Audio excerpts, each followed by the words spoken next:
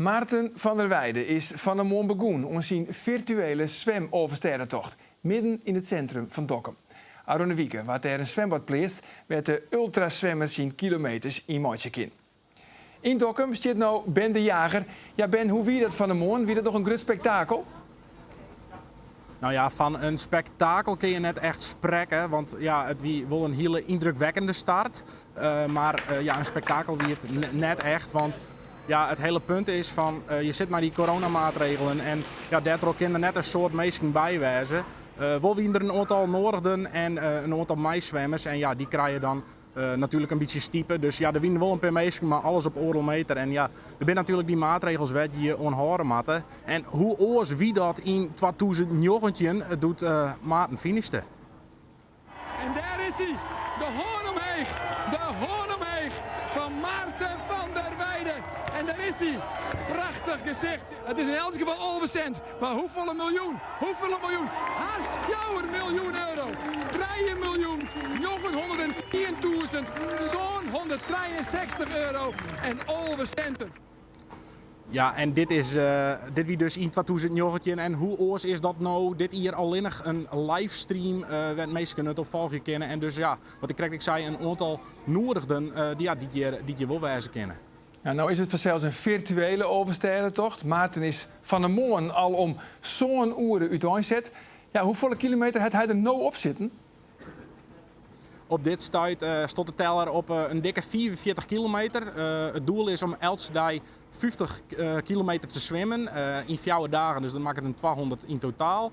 En laten we correct even zien hoe dat doet precies in Sivurgi.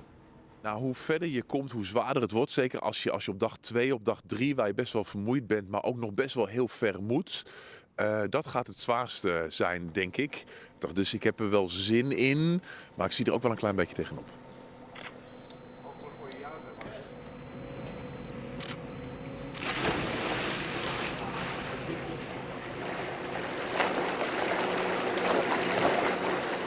Er staan bidons op de kant. Dat zijn koolhydraatrijke drankjes. Die ervoor zorgen dat hij daar zijn energie uit krijgt. Hij eet ook kleine gelletjes. Dat zijn kleine verpakkingen waar ook heel veel koolhydraten in zitten. Zodat hij voldoende energietoevoer krijgt. En elke 5 uur zal hij een warme maaltijd gaan eten. En dat zijn niet alleen maar pasta's. Dat is ook gewoon Hollandse pot met rode kool en een worstje. Hoe gaat het, Maarten? Goed hoor, ja, gaat goed.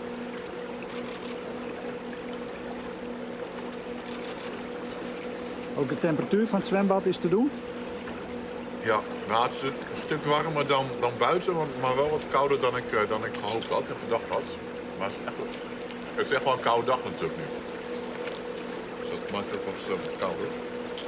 Hij is begonnen met enkel zijn wetsuit aan en de afgelopen uren heeft hij daar ook wanten bij aangetrokken om mee te zwemmen. En zwemlaarsjes, slofjes. En ook een hele flinke cap op zijn hoofd. Ja, Joert is dus de start en het is alweer voor het goede doel. Want hoeveel yield is er op nota binnen? Op dit stuit stiet de teller al oer het streefdoel van 24.000 euro hinnen. Het rent volgens mij op dit stuit al oer de 36.000 euro hinnen. En ja, elke euro is er in. Dus ja, wat dat onbelangrijk gaat het als het slietjaagt. Ja, Joert wie dus de start. In totaal zwemt hij 200 kilometer. Maar wanneer is dan correct de finish? Zat het er nou voor stiet en als dit tempo wat onhouden wordt, dan finisht Maarten van der Weijden aankomende maandje te midden rond 6 uur net fysiek in Ljouwert, maar wel virtueel. Oké, dankjewel Ben de Jager vanuit Dokkum.